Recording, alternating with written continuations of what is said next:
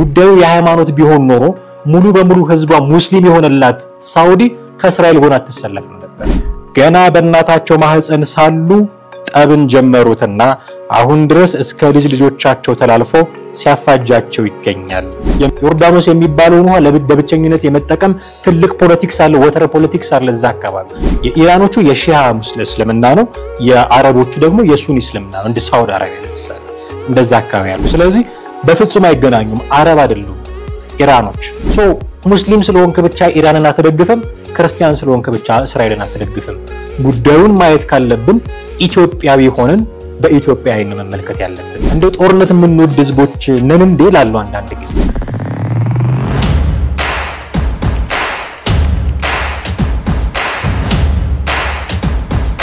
ሰላም ጤና ይስጥልን ውድ ቤተሰቦቻችን እንዴት አላችሁ ዘኢትዮጵያ ቻናላችንን እየተከታተላችሁ ነው ወቅታዊ በሆኑ አንዳንድ ጉዳዮች ላይ ለማውራት ዳግም ተገናኝተናል በዛሬው ፕሮግራማችን ወቅታዊ የሆኑ ጉዳዮችን ነው የምንዳሰሰው በተለይም ኢራንና እስራኤል ያደረጉ ባሉት ጦርነት መሃል ኢትዮጵያውያን ያለን ቦታ ምንድነው እንደ ሀገር ያለን ቦታ ምንድነው አሁን ማህበራዊ ሚዲያ ላይ ደግሞ ሲዘዋወሩ ምናያቸው የኢራን ደጋፊ ነኝ የእስራኤል ደጋፊ ነኝ የሚሉ ጉዳዮች አሉ እነዚህ ነገሮችስ አግባብ ናቸው ወይ የሚሉ ጉዳዮችን እንፈትሻለን ከዛ ይልቅ ደግሞኛ ትኩረት እናደርግባቸው የሚገቡ የራሳችን ችግሮች የሉም ወይ የሚሉ ጉዳዮችን እየፈታተሽን ነው ወቅታዊ ጉዳዮችን ያነሳሳን ቆይታ የምናደርገው ለዚህ ደግሞ መነሻ የሚሆኑን አንድ 3-4 ቪዲዮዎችን ይዘናል እነሱን እየጋበዝናችሁ ነው በወቅታዊ ፕሮግራማችን ቆይታ የምናደርገው ፕሮግራሙን አዘጋጅቼ የማቀርብላችሁ አማህ ደገፋ ነኝ እስከ ፕሮግራሙ ፍጻሜ ድረስ እንደተለመደው አብራችሁን ትቆዩ ዘንድ የአክብሮት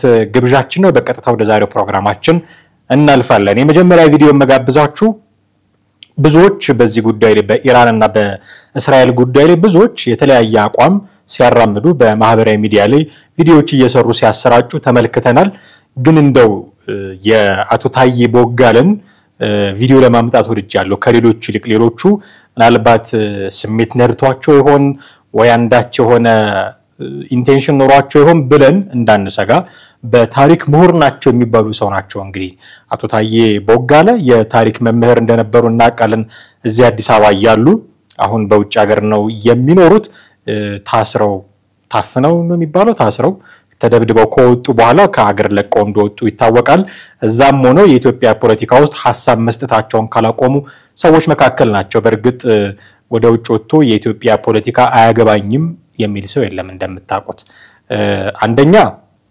በፍላጎቱ ነው የኢትዮጵያ ፖለቲካ ላይ የሆነች ነገር ኮንትሪቢዩት ማድረግ አለብኝ ብለው ስለሚያስቡ አንዳንዶቹ ደግሞ ለጥገኝነት መጠየቂያም እንደሆነ ደግሞ ብዙ የሚነገሩ ነገሮች አሉ በዛም ማለት በዚህ ግን ኮረንቲና ፖለቲካ በሩቆ የሚባሉ ኢትዮጵያ ውስጥ ሲኖር ነው ውጪ ሲወጡ በሩቆ የሚባል ነገር የለም ቢያንዘረዝራቸውም ጨብጦት ጥገኝነታቸውን ለማግኘት ብዙ ነገር እንደሚያደርጉበት ይታወቃል ያቶ ታዬ ቦጋለ ኢንቴንሽን የትኛው ነው አናቅም ግን አክቲቭሊ ፖለቲካችን ላይ ሐሳብ መስጠታቸውን አላቆሙም ከሰሞኑ ታዲያ የኢራንና የእስራኤልን ጉዳይ ካነሱ ሰዎች መካከል አንዱ እሳቸው ናቸው ምንድነው ያሉት እሳቸው የሚለውን ጉዳይ እናነሳና ነባራዊ ሁኔታውን በዛው ለመዳሰስ ይመቸናል በያስባለሁ እስኪ በቅድሚያ ያቶ ታዬ ቦጋለን ንግግር ሰምተን እንመለስ የኢራኑ መሪ አያቶላ ሆሚኒ እስራኤልን ከምድረገጽ እናጠፋለን የሚል ዛቻ ነው ያስቀመጠው ዛት ሚንስ 10 ሚሊዮን የእስራኤልን ህዝብ ከምድረገጽ ላይ እናጠፋለን ነው የአያቶላ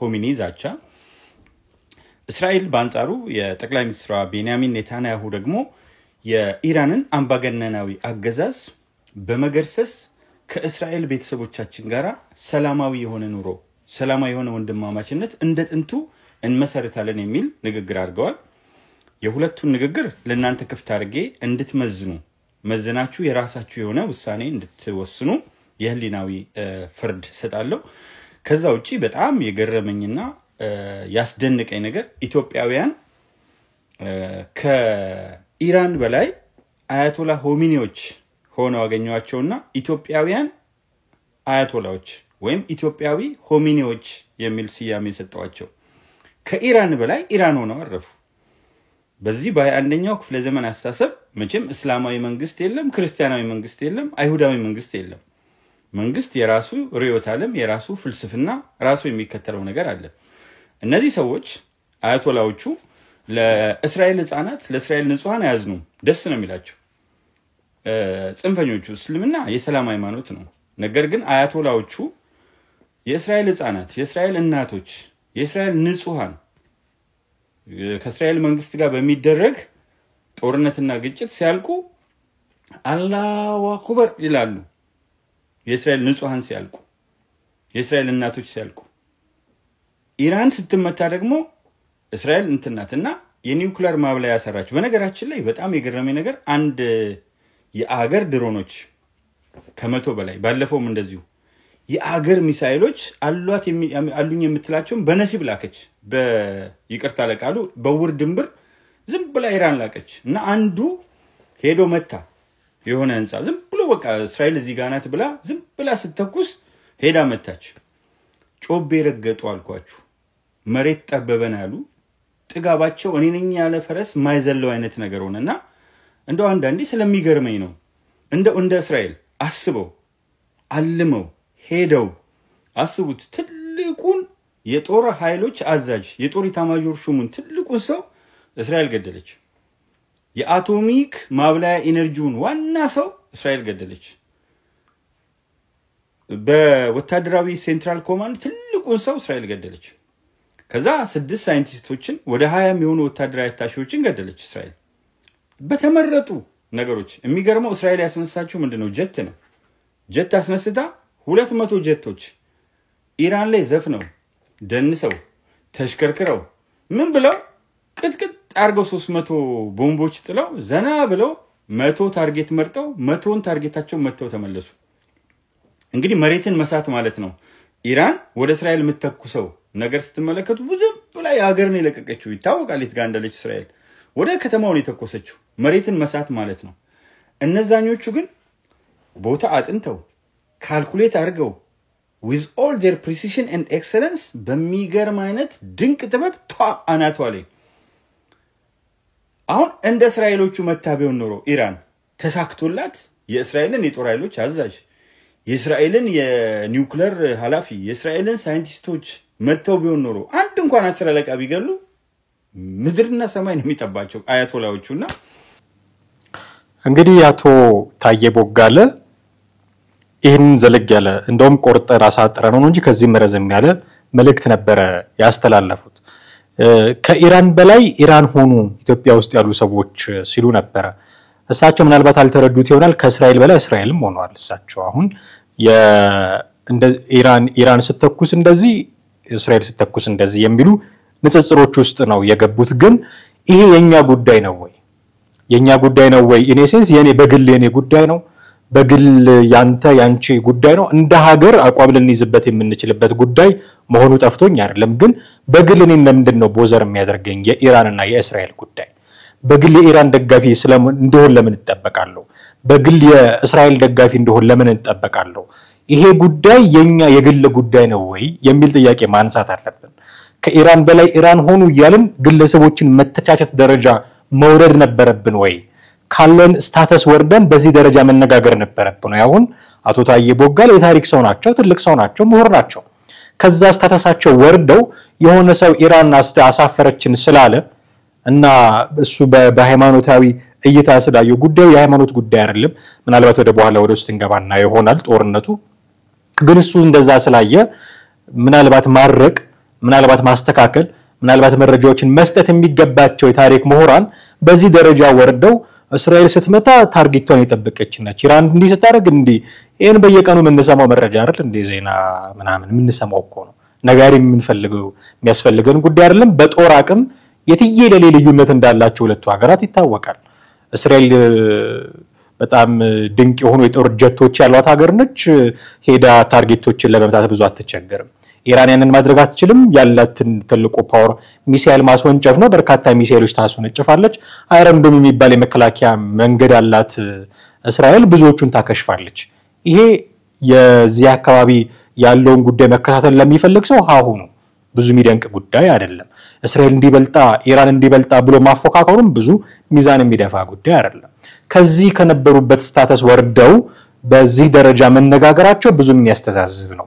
ነገሩ ግን መነሻው ምንድነው?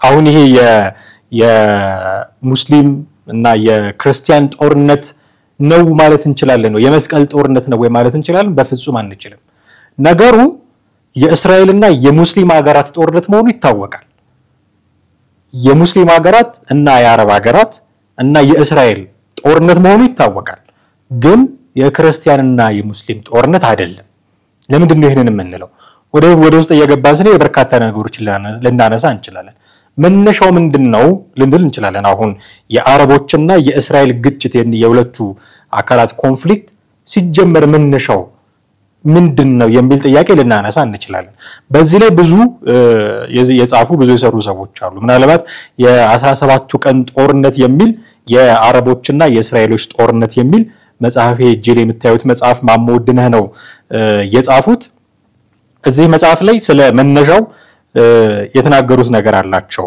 ማሞድነህ ምናልባት እሱን ብናነሳ ትንሽ መልክ ይሰጠናል ብዬ አስባለሁ ከምን ጊዜ ጀምሮ የአረቦችና የእስራኤል ጦርነት ከምን ያህል ጊዜ ጀምሮ የነበረ እንደሆነ አሁን እኛ የመጣን ሰዎች ቦዘር የሚያደርገን ጉዳይ እንዳልሆነ ያሳይልናል ብዬ አስባለሁ እንዲህ ያሉ በነገራችን ላይ የሳቸው ራሳቸው እንትን አይደለም ሰንዴ ታይምስ ላይ የሚጽፉ የነበሩ ጋዜጠኞችን የነሱን ስራ ነው ተርጉመው ያመጡት እና መግቢያቸው አካባቢ ያነሷቸው በርካታ ጉዳዮች አሉ ለምሳሌ ሊቀ መዘምራን ሞገስ ዕቁበ ጊዮርጊስ የተባሉ ሰውን ሐሳብ ነው በዚህ መግቢያቸው ላይ ያሰፈሩት ለአረቦችና ለእስራኤሎች ጦርነት መነሻው ምንድነው የሚለውን ነገር በግልጽ የሚያሳይ ነው ብዬ አስባለሁ ትንሽ ሃይማኖታዊ አንድምታ አለው ያንን ያሰፈሩበት ነው አብርሃም ከግብጻዊቷ አጋር እስማኤልን ከሳራም ይስሐቅን ይወልዳል ስለዚህም እስማኤልና ይስሐቅ ያንድ የአብርሃም ልጆች ሲሆኑ አብርሃም ደግሞ ሶሪያዊ እንደመሆኑ ሁሉም ሶሪያዎች መሆናቸው አልቀረም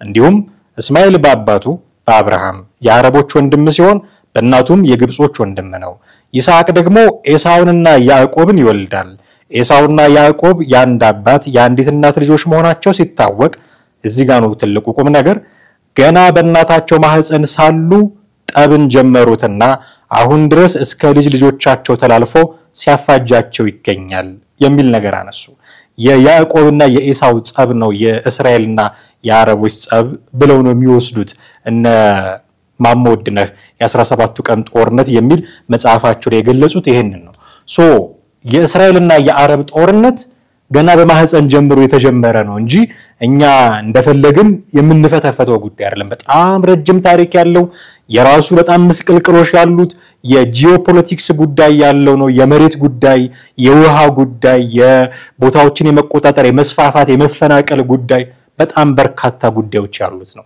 እስራኤል ዳግም ትመስረት አትመስረት የሚል የተባበሩት መንግስታት ድርጅት ውሳኔ ጉዳይ ሁሉ ማተር ያደርጋል እዚህ ኮንፍሊክት ላይ በጣም በርካታ ጉዳይ አሉ የሆነች አንድ ሲንግል ነገር አውጥቶ የሃይማኖት ጉዳይ ነው ብሎ መጠቅለል አይቻልም ሲጀመር የሃይማኖት ጦርነትም ነው ብዬ አልደመደመም ማሳያዎችን ማንሳት እንችላለን ለዚህ ጉዳይ እንግዲህ የሁለቱ ወገኖች የእስራኤልና የአረብ ጦርነት መነሻው ገና ከማህፀን ጀምሮ ነው ካልን የኤሳውንና ያዕቆብን ጉዳይ ካነሳን አሁን ላሉ ኮንፍሊክት ደግሞ በትክክል መነሻው ምንድነው አሁን ላለው ኢኔሴንስ ከዚህ በፊት የህዝቦች ጉዳይ ነው የሚሆነው የእስማኤል ወገኖች እና ያዕቆብ ወገኖች በካልን እስማኤል የሚወልዳቸው እና ያዕቆብ የሚወልዳቸው የማህበረሰብ እናስፋው ካልን የህዝብ ጉዳይ ነው የሚሆነው አሁን ግን ጉዳዩ የመንግስታት ጉዳይ ነው እንደምታውቁት መዋቅር ያላቸው ራሳቸውን የቻሉ ስቴቶች የሚዋጉት ጦርነት ነው ሶ የመንግስታት ጉዳይ መሆን የጀመረውስ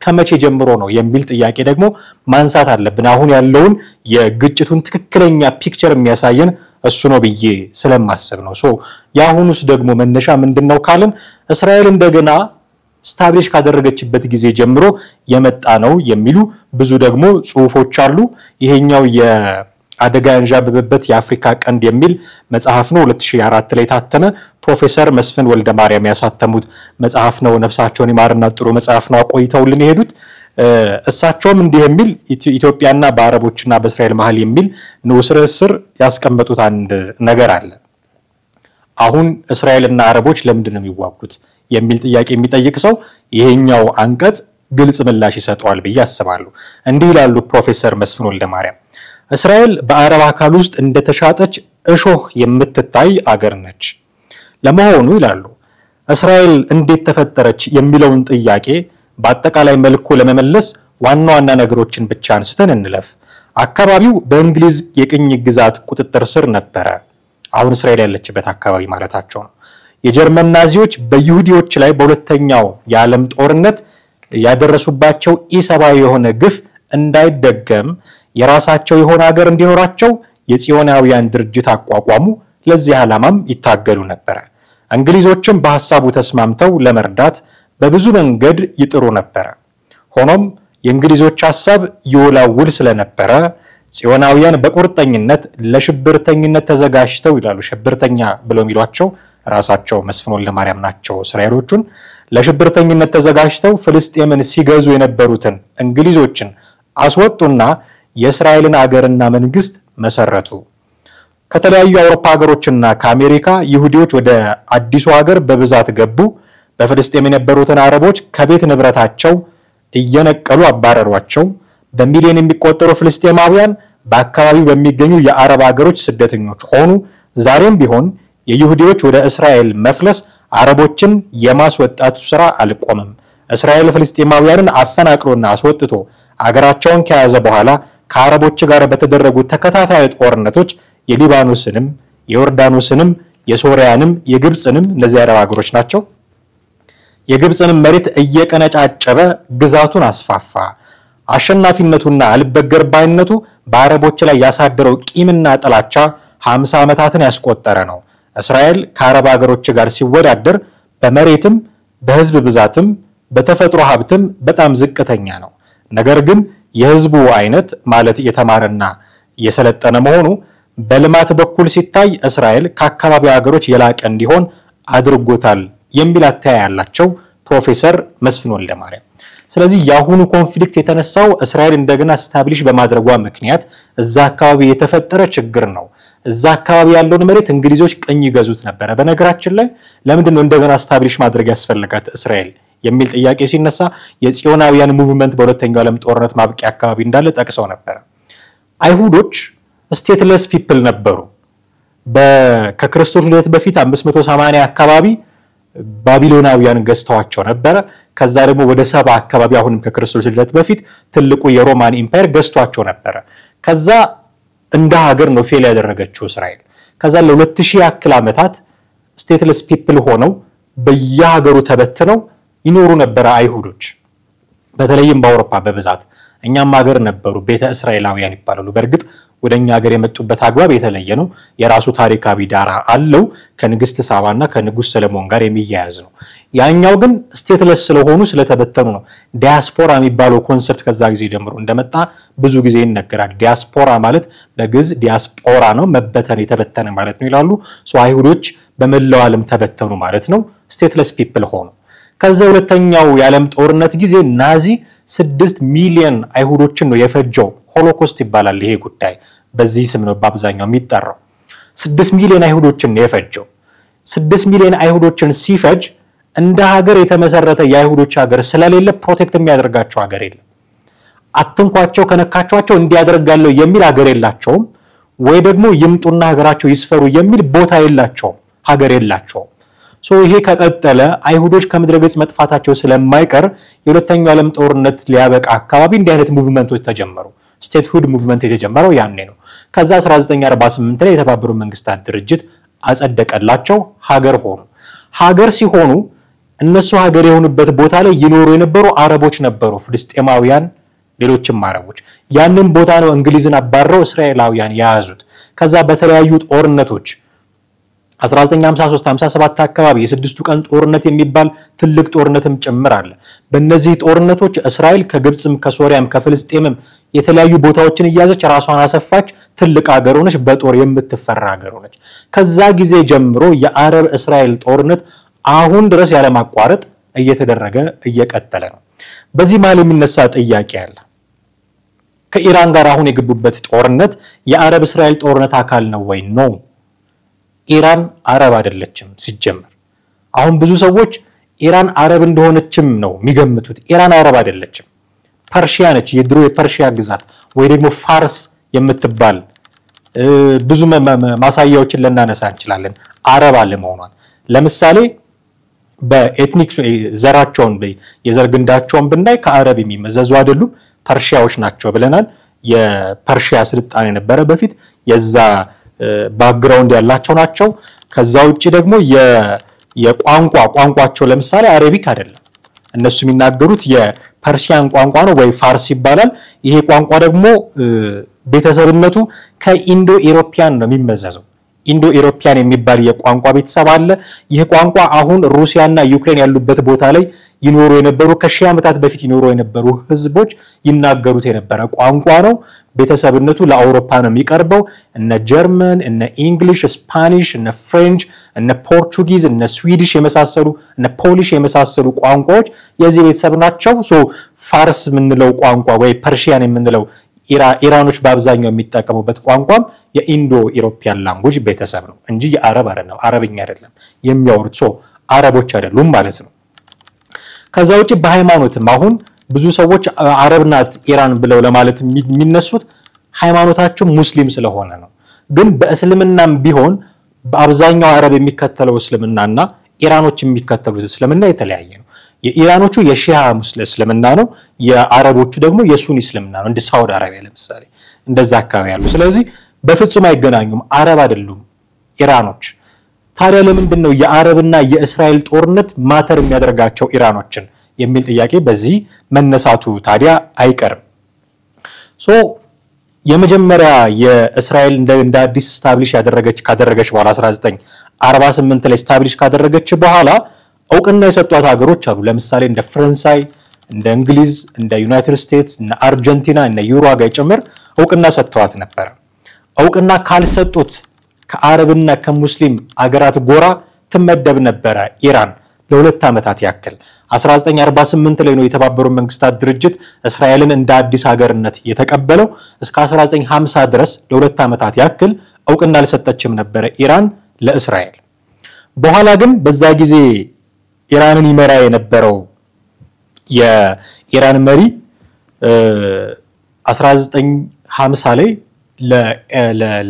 ለእስራኤል እውቅና ሰጠ የተለያዩ ግንኙነቶችን መፈጠር ጀመሩ የንግድ ግንኙነቶች በአብዛኛው ስለዚህ ጥብቅ ወዳጆች ነበሩ እንደውም እስራኤልና ኢራን ኢራቅ የምትባል የጋራ ጠላት ሁሉ ነበረቻቸው አሁንም ድረስ ኢራንና ኢራቅ መካከል ጸብ እንዳለ ይታወቃል ትልቅ ገናና መንግስት ነበረ የኢራቅ መንግስት ሳዳም ሁሴን እንዲህ አድርጓል ኒውክሌር ሊታጠቅ ነው የሚል ምክንያት ፈጥረውና አሜሪካ ያንን ሀገር እስኪያወድሙት ድረስ ትልቅ ነበረ ያ አካባቢ ሶ ኢራንም የኢራቅ ስጋት ነበረባት ኢራቅ ለኢራን ብቻ ሳይሆን ለአሜሪካና ለእስራኤልም ስጋት የነበረች ሀገር ነች በዚህ የተነሳ እንደውም የጋራ ጠላት ነበራቸው ኢራቅ የምትባል ማለት ነው ስለዚህ ይደጋገፉ ነበር የእስራኤልና የኢራን መንግስታት ከ1950 እስከ 1979 ድረስ ወዳጆች ነበሩ 1979 ላይ ግን ያኔ የነበረውን መንግስት የሚገለብጥ ኢስላሚክ ሪቮሉሽን ተነሳ ከዛ ኢራን በአያቶላ መመራት ጀመረች ማለት ነው ቅድም ታየ ቦጋለ አያቶላ እያሉ ሲያነሱ ነበር በአያቶላ መመራት ጀመረች አያቶላ ማለት የመንፈሳዊ ስልጣን ያላቸው ሱፕሪም ሊደር ናቸው የሺዓ ሙስሊሞች ይሄንን ነው የሚከተሉት አያቶላዎች አሏቸው አያቶላ ሆሚኒ ይባላሉ እንደዚህ አሁን ያሉት ለምሳሌ ሶ አያቶላ ሲባል የመንፈሳዊ ስልጣን ያላቸው ሱፕሪም ሊደር ናቸው አንዳንድ ሀገሮች ደግሞ ፖለቲካል ፓወርም አላቸው ኢራን ውስጥ እንደዛ ነው ኢራን ውስጥ መንፈሳዊ ስልጣን ብቻ አይደለም ያላቸው አያቶላው ፖለቲካል ፓወርም አላቸው አሁን በተፈጠረው ጦርነት እንኳን በአደባባይ ይወጡ እስራኤል ወዮልሽ አሜሪካ ወዮልሽ ሲሉ ምንሰማቸው አያቶላው ናቸው ደግሞ እነ እስራኤልና አሜሪካ ማጥቃትም ሲፈልጉ የተደበቁበትን እናቃለን የሚሉት ስለ አያቶላው ስለዚህ 1979 ላይ ኢራንና እስራኤል ወዳጅ ከነበሩበት መንግስት በመፈንቅለ መንግስት ኢስላሚክ ሪቮሉሽን ተነስቶ በአያቶላህ መመራት ስትጀምር ኢራን እስራኤል ከምድረ ገጽ መጥፋት አለባት የሚል አቋም ይዛ ተነሳች ማለት ነው ይሄ የሰርቫይቫል ጥያቄ ሆነ አሁን ለእስራኤል ሶ ልክ በአያቶላ መመራት ስትጀምር ኢራን ጆይን ያደረገችው የሙስሊሞቹንና የአረቦቹን ግሩፕ ነው ከዛ ጊዜ ጀምሮ የአረብና የእስራኤል ጦርነት ማተር ማድረግ ጀመረ ኢራን ላይ ማለት ነው እንጂ በራሷ አረብ የሆነች ሀገር ስለሆነች አይደለም እንደነ ጉዳዮች ከተነሱ በኋላ ወደኛ አሁን ወደሚመለከተን አይነት ጉዳይ ስናመጣው ይሄ ጉዳይ ከኛ ጋር ምን ያገናኘዋል አሁን አረብ ካልሆነች ሙስሊምን ብትሆን የራሷ የእስልምና ሴክት ያላት ሀገር ከሆነች ኢራን የአረብና የእስራኤል ጦርነት ቦዘር ያደርጋታል አሁን ባየናቸው ምክንያቶች ግን እዚህ ላይ እሷ መሳተፏ ከኛ በግለሰብ ደረጃ ከኔ ይሄንን ፕሮግራም ከሚቀርጸው ካሜራማን ጋር የኢራንና የእስራኤል ጉዳይ ምን አገናኘው እንደ ሀገር ሊያገናኘን ይችላል ምንድነው እንደ ሀገር የሚያገናኘን ሰሞኑን ዛቻዎች ነበሩ የኢራን ዛቻዎች የኢራን ዛቻ ምንድነው የሚለው አሜሪካ እዚህ ጦርነት ላይ ጆይን የምታደርግ ከሆነ ምልክቶች አሉ ጆይን ልታደርግ ትችላለች የሚሉ ፕሬዝዳንት ትራምፕ ከሰሞኑ እንደ አይነት ጉዳዮች እያነሱ ነው ጆይን የምታደርግ ከሆነ ጆይን ያደረገችባቸው መንገዶች አሉ ለምሳሌ የሳተላይት ምስሎች ለእስራኤል ልትሰጥ ትችላለች ሚሳኤሎችን በማክሸፍና የተለያዩ መረጃዎችን በመስጠት አብራት ነው የምትሆነው እንግዲህ እስራኤልና አሜሪካ ማለት እጅና ጓንት ማለት ናቸው ልንለያቸው አንችልም ግን ዳይሬክትሊ ኢንቮልቭ ካደረገች ጦርነት ውስጥ አሜሪካ ቤዛቸውን መታለው የጦር ቤዛቸው እንግዲህ አሜሪካ ከአሜሪካ ውጪ የተለያዩ ቦታዎች ላይ የጦር ቤዞች አሏት እዛው መካከለኛው ምስራቅ እኛ እዚህ አፍንጫችን ጅቡቲ ምስራቅ አፍሪካ ላይ አፍንጫችን ስርም ቤዝ አላት አሜሪካ ብቻ አይደለችም ፕሮ እስራኤል የሆኑ አውሮፓውያን ሀገራትም እነ ፍራንስን ጨምሮ እዚህ አካባቢ ጅቡቲ ጋር የጦር ቤዝ አላቸው አንቲ እስራኤል የሆኑ ሀገራትም ጭምር ደግሞ እዛ አካባቢ ቤዝ አላቸው ሶ አሜሪካ ኢንቮልቭ አድርጋለሁ ካለች ዳይሬክትሊ ዚ ጦርነት ውስጥ ቤዛችሁን እመታለሁ አለች ኢራን ሶ ከምትመታቸው ቤዞች መካከል ጅቡቲ ያለው አንዱ ከሆነ ዳይሬክትሊ እኛ ላይ ችግር ያመጣል ይሄ ጉዳይ ለምን አንዱና ብቸኛው በራችን ጅቡቲ ናት እንደምታውቁት አሰብ የለንም መጽዋ የለንም በሶማሌ በኩል ያለው የበርበራ ወደብ የለንም አሁን እየከፈልንም ቢሆን የምንገለገለው የጅቡቲውን ወደብ ነው እዛ አካባቢ ያሉትን ቤዞች ኢራን የምታጠቃ ከሆነ ፖርቱ ወዲያው ነው የሚዘጋው ይሄ ማለት መድኃኒት አይገባም ነዳጅ አይገባም ማዳበሪያ አይገባም ልትቀጥሉ ትችላላችሁ ለሶስት ቀን ቢዘጋ ይሄ መንገድ ኢትዮጵያ ውስጥ በጣም ብዙ እጥረቶች ይፈጠራሉ ሶ ዳይሬክትሊ ይጎዳናል አፌክት ያደርገናል ያ ጦርነት እስራኤል የጦር ጄቶቿን ወስዳ ኢራን ውስጥ ጥቃት ባደረሰች ማግስት የነዳጅ ዋጋ በ10 እና በ13% ነው ባንዴ የጨመረው አሁንም ደግሞ ታይቶ በማይታወቅ ፍጥነት እየጨመረ ነው እኛ ሀገር ደግሞ ነዳጅ ጨመረ ሲባል ዶላር ጨመረ ሲባል ወዲያው ለውጡን እናያለን እንደምታውቁት እያንዳንዱ ሸቀጣ ላይ ነው ውድም ይሆኑ የሚጨምረው ስለዚህ በዚህ መንገድ ተጎጂዎች እንሆናለን እስራኤልና ኢራን ድንበርተኞች አይደሉም እንደምታውቁት የመሬት ድንበር የላቸውም ውሃም አያገናኛቸውም ለዛ ነው ሲዋጉ በአየር ብቻ የሚዋጉት ኢራን ካለችበት ሚሳኤል ላውንች ታደርጋለች እስራኤል የጦር ጄት ልካ ነው የምትደበድበው እንጂ የእግረኛ ጦርነት ሲያደርጉ አላየን በዚህ ምክንያት የሚጠሷቸው የተለያዩ ሀገራት የአየር ክልሎች አሉ ለምሳሌ ጆርዳን በዚህ ምክንያት የአየር ክልሏ በተደጋጋሚ ነው የሚጣሰው ሰሞኑን ጆርዳን ያሉ ኢትዮጵያውያን መካከለኛው ምስራቅ ላይ በተለይ ሴቶች በተለይ የቤት ሰራተኞች በብዛት አሉ ኢትዮጵያውያን እንደሚታወቀው ሶ ሰሞኑን የተለያየ ምስል ሲያጋሩ ነበር በተለያየ ማህበራዊ ሚዲያ ድምጹ ሲሰማ ያስፈራን ነበር ሳይረን ደግሞ ይለቀቃል አላርም ይለቀቃል ሶ ጥንቃቄ እንድናደርግ ድምጹ ይጮሃል ጥንቃቄ እንድናደርግ ይሆናል ጥንቃቄ የሚያደርጉት ለምንድን ነው አንዱ ሚሳኤል ሚስካልኩሌትድ ሆኖ ጆርዳን ውስጥ ቢወድቅ ህዝብ ይፈጃል ነው ጆርዳን ውስጥ ደግሞ በርካታ ኢትዮጵያውያን የቤት ሰራተኞች አሉ በዚህ መንገድ ጦርነቱ ሊጎዳን ይችላል ሶ ጦርነቱን እማየውኔ እንደ ኢትዮጵያዊ ነው በኢትዮጵያ አይን ነው በኢትዮጵያ ፐርስፔክቲቭ ነው ከዚህ ውጪ ምናልባት በዲፕሎማሲው ረገድ ኢትዮጵያ አቋም እንድትወስድ ልትገደድ ትችላለች የእስራኤል ነሽ የኢራን ደጋፊ የቱ ነሽ ልትባል ትችላለች የደሃ ሀገሮች ጣጣ ይሄ ነው አቋም አለመያዝ አንዳንዴ አትችልም በየአመቱ የሚበልጠውን እርዳታ የምትረዳ ሀገር አሜሪካ ስትሆን እሷን ላለመደገፍ አትችልም ስለ እርዳታው አብለህ አሜሪካን ደገፍክ ማለት ባይ ዲፎልት እስራኤልን ደገፍክ ማለት ነው የኢራን ተቃራኒ ልትሆን ነው ሶ እንዲህ ልንገደድ እንችላለን እንደ ሀገር ወይ ደግሞ መካከለኛው ምስራቅ ላይ ካሉ የተለያዩ ፖለቲካዎች ወይ ደግሞ የብሪክስ አባልም ስለሆነን ደግሞ እነ ሩሲያን እነ ቻይናን ተከትለን ደግሞ ኢራንን ልንደግፍ እንችላለን ይሄ በአገር ደረጃ ነው ጦርነቱን የምናየው በዲፕሎማሲ በፎሬን ፖሊሲ በተለያዩ ሁኔታዎች በፖርት በወደብ በኩል ምናምን እንደ ግለሰብ ግን የኔ ጉዳይ አይደለም ጉዳዩ ሲጀመር የሃይማኖት ጉዳይ ስላልሆነ እኔ ክርስቲያን ስለሆንኩኝ እስራኤልን ልደግፍ አልችልም እኔ ሙስሊም ስለሆንኩኝ ኢራንን ልደግፍ አልችልም ሲጀመር ጦርነቱ የሃይማኖት ጦርነት አይደለም ፎርዛት ማተር እስራኤል የክርስቲያን ሀገር አይደለችም በነገራችን ላይ እስራኤል ውስጥ ካሉት የክርስቲያን ቁጥሮች በላይ የሙስሊሞች ቁጥር ይበልጣል እስራኤል ውስጥ የሚበዙት ይሁዲዎች ናቸው ይሁዲዎች ክርስቲያኖች አይደሉም ገና ክርስቶስ ይመጣል ብሎ የሚጠብቁ ናቸው ክርስቲያኖች ደግሞ ክርስቶስ መጥቷል ብለው እምነታቸውን እዛ ላይ የመሰረቱ ናቸው። ጉዳዩ የሃይማኖት ጦርነት ቢሆን ኖሮ 90% ህዝቧ ኦርቶዶክስ የሆነላት ሩሲያ ከኢራን ጎን አትሰለፍም ነበር። ጉዳዩ የሃይማኖት ቢሆን ኖሮ ሙሉ በሙሉ ህዝቧ ሙስሊም የሆነላት ሳውዲ ከእስራኤል ጎን አትሰለፍም ነበር። ኢራንና ሳውዲ ጸበኞች ናቸው። ሳውዲ ከየመን በሚተኮሱ ሚሳኤሎች የሁቲ አማጽያን በሚተኮሱት ሚሳኤል በተደጋጋሚ ትጎዳለች። ይሄንን ሚሳኤል ለሁቲዎች የምታስታጥቀው ደግሞ ኢራን ነች። ሁለቱም ግን ሙስሊም ሀገራት ናቸው። የሃይማኖት ጦርነት ቢሆን ኖሮ ጉዳዩ ሳውዲ ከእስራኤል ጎን ትሰለፍ ነበር። የሃይማኖት ጦርነት ቢሆን ኖሮ ጉዳዩ ከኢራን ጎን ሩሲያ ትሰለፍ ነበር። እኛ ሀገር ግን ሲመጣ ኢራን ሙስሊም ሀገር ነች በሚል ሙስሊሙ እየተነሳ ኢራን እንደዚህ ሆነች። አንዱ በአደባባይ ወጥቶ አሳፈረችን ኢራን እንዴት መከላከል አትችልም? ኢትዮጵያ ውስጥ ነው እንዴት ተተኮሰው አሳፈረችን የምትለው? እንደታየ ቦጋለ ያሉ ሰዎች ደግሞ መተው አንበሳ እስራኤል። ጉዳዩ የሃይማኖት ጦርነት አይደለም፣ የሰርቫይቫል ጉዳይ ነው። ኢራን ሚሳኤል የኒውክሌር ሚሳኤል ብትታጠቅ አንድ ቀን ውዬ አላድርም የሚል ስጋት አላት እስራኤል። አረቡን እና የሙስሊሙን ምድር እያፈናቀለች የተለያዩ ቦታዎች እየያዘች ነው እስራኤል። በዚህ ከቀጠለች እንደ ፍልስጤም ይጠፋሉ፣ ወደኛም መምጣቱ አይቀርም የሚል ስጋት አላቸው እነ ኢራን። በዚህ የተነሳ ጦርነት ውስጥ ይገባሉ። ቅድም ያነሳነው የ17 ቀን ጦርነት አለ፣ የ6 ቀን ጦርነት አለ። በተለያየ አጋጣሚ ከሶሪያ ለምሳሌ የገላን ኮረብታዎችን ወስዳለች ለጦርነት ብላ። በጣም ስትራቴጂክ ቦታ ነው። እንደውም በተለያዩ ድርድሮች ተመለሰ እንጂ ከግብጽ የሲናይ በረሃንም ወስዳለች። በኋላ በተደረጉ ድርድሮች መለሰች።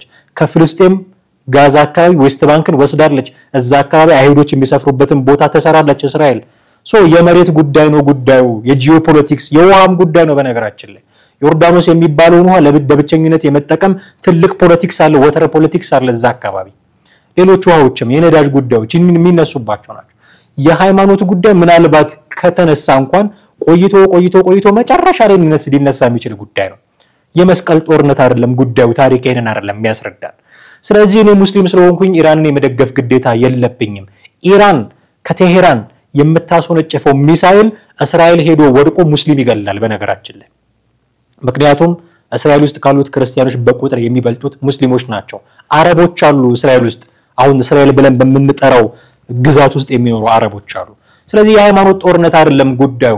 እኔ ተነስቼ ክርስቲያን ስለሆንኩኝ እኔ ተነስቼ ሙስሊም ስለሆንኩኝ እያልኩኝ መደግፈው መቃወመው አይደለም። ይሄንን ጦርነት መመልከት ያለብን እንደ ኢትዮጵያዊ ነው። ኢትዮጵያ በዚህ ጦርነት ምንድነው የምትጎዳው? ኢትዮጵያ በዚህ ጦርነት ምክንያት ምንድነው የሚደርስባት እያሉ መመልከት ነው። ከዛ ውጭ ግን የሚሞት ሰው ጉዳይ ይገደኛል ካልክ የምትቃወመው እስራኤልን የምትቃወመው ኢራንን አይደለም። ከነጨራሹ ጦርነትን ነው የምትቃወመው። አሁን ጋዛ ውስጥ እናያለን ህፃናት፣ ሴቶች፣ አቅመ ደካሞች ሲሞቱ እናያለን። ይሄንን የሚቃወም ሰው ጦርነትን ነው የሚቃወመው እንጂ እስራኤልን ተቃውሞ ሐማስን አይደግፍም። ይሄንን የሚቃወም ሰው ጦርነትን ነው የሚቃወመው እንጂ ኢራንን ደግፎ እስራኤልን አይቃወምም፣ እስራኤልን ደግፎ ኢራንን አይቃወምም። ጦርነት ዳሜጅ አለው፣ ከዳሜጁም ደግሞ ሚዘገንን ዳሜጅ አለው። ስለዚህ ጦርነት አያስፈልግም የሚል ስታንድ ልትይዝ ትችላለህ። ከዛ ውጭ ግን አይ እስራኤል የኔ ኢራን የሌላ፣ ኢራን የኔ እስራኤል የሌላ እያሉ ጨዋታ ውስጥ መግባት ከኢትዮጵያውያን የሚጠበቅ አይደለም። ደግሞ እስራኤልና ኢራን ጋር ከመሄዳችን በፊት ብዙ ልናወራባቸው የምንችላቸው ጉዳዮች ሀገራችን ውስጥ የሉም ወይ? በማይመለከተን ገብተን ምንፈተፍተው ማንነኛ? እስራኤል ዞር እንደውም የዲፕሎማሲ ጉዳይ እናንሳ ካልን አሁን ኢራን እያሉ ከሚጮሁ ሰዎች እስራኤል ከሚያሉ ከሚጮሁ ሰዎች የሆነ ነገር ለመውሰድ እንኳን እንፈልግ ካልን እንደው መካከለኛው ምስራቅ አካባቢ እነዚህ ሙስሊም ሀገራት አካባቢ ብዙ ሰራተኞች አሉን፣ እነሱን ስለያዙልን ስለደገፉልን እንደው ሙስሊም ሀገራትን እንደግፍ የሚል አመክንዮ እንኳን እኮ አያስደግፉም። ወይ ደግሞ እንደው እስራኤል እሳትን ቢከሰት ኢትዮጵያ ውስጥ የእሳት ማጥፊያ ሄሊኮፕተር ልካ መታገዘን እሷ ነች። በባህልም በእምነትም ከጥንት ጀምሮ ምንወራረስነን ታሪክ አለን ብዙ የሚል ምክንያት አያስደግፉም። በቃ እኔ ክርስቲያን ነኝ፣ የእስራኤል ደጋፊ ነኝ። እስራኤል ይሁዲ ነች፣ ክርስቲያን አይደለችም። በቃ እኔ ሙስሊም ነኝ፣ የኢራን ደጋፊ ነኝ። አንተ የምትከተለው የእስልምና እምነት ኢራኖች ከሚከተሉት ሊለይ ይችላል። ሱኒና ሺዓ የሚባል ሴክቶች አሉ። የትኛውን ነው የምትከተለው? እኛም ሀገር ኢቭን በእስልምና እኮ ሁለት ሴክቶች አሉ አይደል? ይጣሉ የለም እንደ መጅሊሱ የኔ ነው የኛ ነው እየተባባሉ፣ መስጊዱ የኔ ነው የኛ ነው እየተባባሉ ይጣሉ የለም? አሁን ከዚህ በፊት የነበሩት የመጅሊሱ ፕሬዝዳንት ማናቸው? እኛ ትልቁ ሰው ስማቸው ዘነጋኝ። አሁን ካሉት በፊት የነበሩት ፕሬዝዳንት እና አሁን ያሉት ይስማማሉ እንዴ? በመውሊድ ይስማማሉ መውሊድ ይከበር አይከበር ይስማማሉ ሶ ሙስሊም ስለሆንክ ብቻ ኢራንን አትደግፍም ክርስቲያን ስለሆንክ ብቻ እስራኤልን አትደግፍም ጉዳዩን ማየት ካለብን ኢትዮጵያዊ ሆነን በኢትዮጵያ አይን መመልከት ያለብን እሱም ግድ ካለን ነው ይሄንን ስራ የሚሰሩ የውጭ ጉዳይ ሚኒስቴር ሰዎች አሉ እነሱም ቦዘር ያደርጋቸው ይሄ የኛ ጉዳይ አይደለም ይልቅኛ መነጋገር ያሉብን አዳዲስ ጉዳዮች ኢትዮጵያ ውስጥ እየተፈጠሩ ነው እንደ ጦርነት ምንወድ ህዝቦች ነን እንደ ላሉ አንዳንድ ጊዜ ጦርነት በተነሳበት ቁጥር አሁን የዩክሬንና የሩሲያ ጦርነት ሲመጣ ከሩሲያ ጋር ሆኜ ካልተሰለፍኩ ብለው ኤምባሲ ላይ ሲሰለፉ የነበሩ ሰዎች ነበሩ ለተዋጊነት ለመመዝገብ ሐማስና እስራኤል ሲዋጉ እንደዚህ 40 ይሸበራል ኢየሩሳሌም ይያልን ምን ዘፍነው እኛ ነን ያቁት ይሄንን ዘፈን አላቀም እዛ ያሉት ኢየሩሳሌም ያሉት ሰዎች ኢራንና እስራኤል ሲዋጉ እንደገና ጥያቄ የምናነሳው እኛ ሌላ ጉዳይ ያለን እኛ ገና አሁን ያቆጠቆጡ ማህበራዊ ሚዲያ ላይ የመጡ ያሉ በጣም የሚያስደነግጡ ጉዳዮች አንዱን ልጋብዛችሁ እስኪ እንደው ከጦርነት ማይንድ ወጣ እንድንል ያግዘናል ብዬ አስባለሁ እስኪ አንዱ በማህበራዊ ሚዲያ ከየት እንደመጡ የማይታወቁ ሰዎች ምን ያደረጉ እንደሆነ እስኪ አንዱን ላሳያችሁ ዳቦ አጠናተራ ስንት ነው 150 ቀነሰው 130 እሺ ናውጡ የት ሃና መተከምና ሃና እንደዚህ ተቀው አጠናተራ እንደ አትኮልፈን የት ኮልፈን ኮልፈ ይጎዳ አለደም ኮልፈን አጠናተራ እንደ 130 ኮልፈ 5 ብር ይጨምራል እሺ ኢታንታተነ ከልክቶ አንድ በከነ ዶምበን ዶምበን ናውራድ ባከ ዶምበን ይያቶነ እሺ ናቁጭ በል ይከተ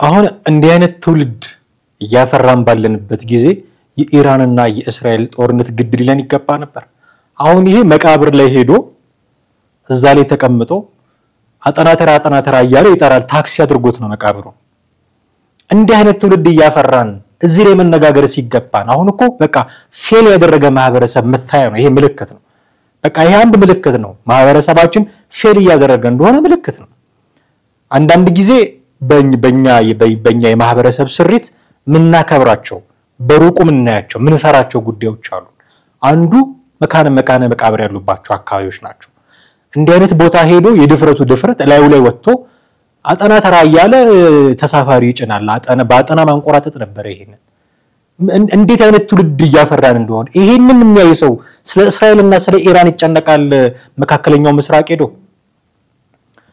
በቃ አሁን ይሄ እንዳልኳችሁ ማህበረሰባችን ፌል ለማድረጉ ሁነኛ ማሳያ ይሄ ነው በቃ መፍራት ያቆመን ለመምጣታችን አሁን መፍራት አቆመናል ድሮ ምናከብራቸው ምንፈራቸው ቦታዎች ነበሩ አይደል የመቃብር ቦታ አንዱ ነው ከነዛ ቦታ አሁን መፍራት አቆመናል እንኳን የመቃብር ቦታ ልንፈራ አሁን ሰው ሲገደል ማየት አንፈራም ሊትራሊ ሲታረድ ሰው ማየት አንፈራም ድሮ ስንሰማ ራሱ ይዘገንነን ነበር አሁን ቪዲዮ አይተን ምናጋራ ሰዎች ሆነን ፍርሃት ተወስዶብናል የምንፈራው ነገር የለንም የተከበሩ የመካነ መቃብራት ጋር ይሄድ ከዚህ በፊት አንዱ እዛ ሄዶ በቲክቶክ ዘፈን ቀርጾ እንደታሰሩ እናስታውሳለን አንድ 3 ልጆች ከዛ እንኳን የማይማሩ ሰዎች አሁን ሄደው እላዩ ላይ ወጥቶ ከስርኩ ምናልባት የተቀመጠው የሱ ዘመድ ቢሆን እንዲ ላይ ያደርግ ይችላል ነገ ከነጎዲያ እንዲህ ምን መሆን ሰዎች መሆናችን እየረሳን በማህበረሰብ ደረጃ ፌል ያደረገን መምጣታችን ይሄንን ትሪት ማድረግ ነው የሚቀድመው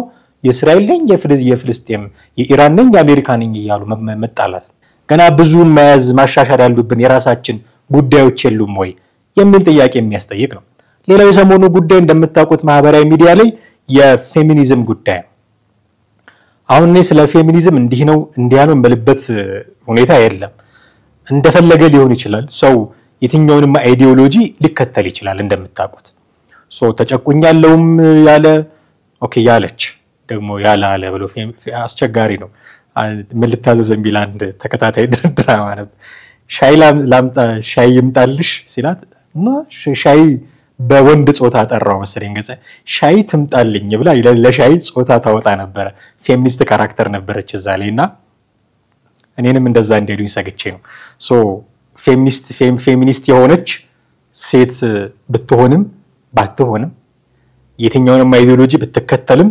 ባትከተልም አይ ዶንት ኬር ግን ጉዳዩን የሚያስኬዱበት መንገድ ሰሞኑን ሶሻል ሚዲያ ላይ ያለውን ጉዳይ ብታዩ የሚያስደነግጥ ነው ኦፍ ኮርስ አይታችሁት ይሆናል ብዬ አስባለሁ ግን እስቲ ምን ትላላችሁ እናንተ አሁን የምናየውን መጋብዛችሁን ቪዲዮ አይታችሁ ምንድነው እናንተ ሐሳቤ ፌሚኒዝም በዚህ ደረጃ ነው ወይ መገለጽ የነበረበት ሲያቀርቡ ፕሬዘንት ሲያደርጉልን ወይ ኤክስፕረስ ሲያደርጉ ወይ እኛ እንድንረዳው ወይ እነዚህ በጣም ሴክሲስት ናቸው የሚባሉ ወንዶች እንዲረዱት የሚፈልጉትን ጉዳይ ሊያስረዱን ሲፈልጉ እንዲህ ነው ወይ ነበረው የማምጣት የነበረባቸው የሚል ጥያቄ እንድናነሳ ያደርገናል ለምናገር ስለሚዘገንነ ጉዳዩን ብቻ ጋብዛችሁና እናንተ ጉዳዩን እንዴት እንደምታዩት ምናልባት በሐሳብ መስጫ ሳጥን ውስጥ ልታጋሩን ትችላላችሁ እስኪ ልጋብዛችሁ ጉዳዩን ዝም ብሎ ሰክቶ የሚወጣ እኮ ነው ያለው ቲጂዬ እሷ ምንም ዝግጁ ሳትሆን ይሰካል ይጨርሳል ይወጣል እሷ ግን አልተደሰተችም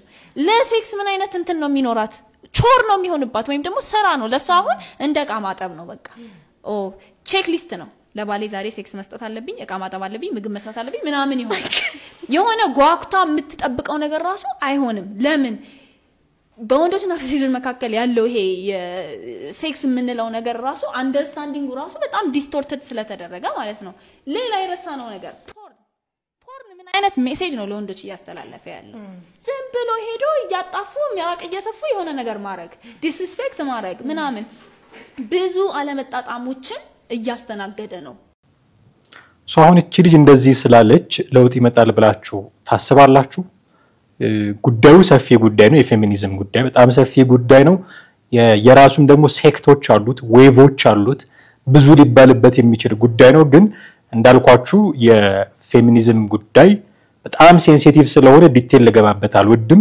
ምናልባት ከዚህ ባሱ ጉዳዮች ከመጡ ራሱን የቻለ ፕሮግራም እንሰራበት ይሆናል በጣም ሊታዩ የሚገባቸው ሰሞኑን እንደውም ከሃይማኖት ጋር ያገናኙአቸው በሃይማኖት ውስጥ ያሉ ጉዳዮችን ያነሳሉ ትዳር ውስጥ ያሉ ጉዳዮችን አስገድዶ መድፈር አለ የለም ትዳር ውስጥ የሚሉ ጉዳዮች የሚነሱበት ነው የሆነ ሆኖ ግን ፌሚኒዝም ማሳካት የሚፈልጋቸው ጎሎቹን አሁን እቺ ልጅ አክት ያደረገችበት ባለው መንገድ ማሳካት ይቻላል ወይ ይበልጥስ እንደው የሚናደዱ ሰዎችን አይፈጥርባትም ወይ በዚህ አገላለጿ በዚህ ኤክስፕሬሽኗ የሚል ጥያቄ ለማንሳት ስለወደድኩኝ ብቻ ነው ይሄንን ማንሳት ያስፈልጋል እንደነ ጉዳዮች ጦዘው ማህበራዊ ሚዲያ ላይ በሚራገቡበት ሰዓት እስራኤል ኢራን ምንልበት ጊዜ ነው ወይ የሚል ጥያቄም ማንሳትም ስላስፈልገ ነው እነዚህን ጉዳዮች ዛሬ ለመዳሰስ የፈለኩት ውድ ተመልካቾቻችን የዛሬው ፕሮግራማችንን እዚህ ላይ ነው የምናበቃው ቪዲዮቹን እንዲህ ባለ መንገድ እንድታዩአቸው እንወዳለን ሐሳብና አስተያየቶቻችሁን በተለመደው መንገድ በስልክ ቁጥራችን በመደወልና ሐሳቦቻችሁን እዚሁ ከቪዲዮ በታች ደግሞ በመጻፍ ልታጋሩን ትችላላችሁ አማረግፋ ነበርኩኝ አብሬያችሁ የቆየሁት የዛሬው ፕሮግራማችንን እዚህ ላይ እናበቃለን በሚቀጥለው ፕሮግራማችን በሌላ ርዕሰ ጉዳይ በሌሎች ቪዲዮዎች ደግሞ እንዲሁ ተመልሰን የምንገናኝ ይሆናል እስከዚያው ግን ጤና ይስጥልኝ